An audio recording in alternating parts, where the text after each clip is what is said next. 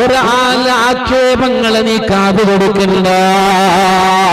ഉദാഹരണത്തിന് നീ ഒരു പള്ളിയിലെ ഫംഗ്ഷൻ നടക്കുമ്പോ, അല്ലെങ്കിൽ ഒരു കമ്മിറ്റിയുടെ ഒരു മെമ്പർ നീ ഏറ്റെടുക്കുമ്പോ, അല്ലെങ്കിൽ ഒരു കമ്മിറ്റിയുടെ ഒരു ചെറുക്കാരത്തെ നീ ഏറ്റെടുക്കുമ്പോ, പള്ളിയിൽ വന്നിട്ട് പ്രവർത്തിക്കൂടുകയോ, പള്ളിയിൽ വന്നിട്ട് സ്വറാക്കിടുകയോ, പള്ളിക്ക് മേനായിട്ട് അധ്വാനിക്കുമ്പോ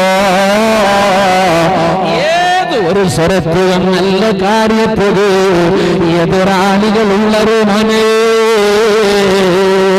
നിന്റെ അങ്ങ് പെടക്കിലുള്ളൊരു അല്ലെങ്കിൽ ഓണികെ വെച്ച പള്ളിയായത് ഓനെ എന്റെ അവിടെ സ്വറാക്കേണ്ടത് ചൊല്ലട്ട് അതേ ജമാഅത്തിലെ ആൾമാര് മഹാസഭയിൽ വെച്ചിട്ട് അതേ മെമ്പർമാരാര് സോട്ടുമ്പോ അവിടെ അതാ മെമ്പർമാരെ തിരഞ്ഞെടുത്തത് കൊണ്ട് ഒരു ജയത്താരത്തെയാണ് ഏർപ്പെടുത്തത്.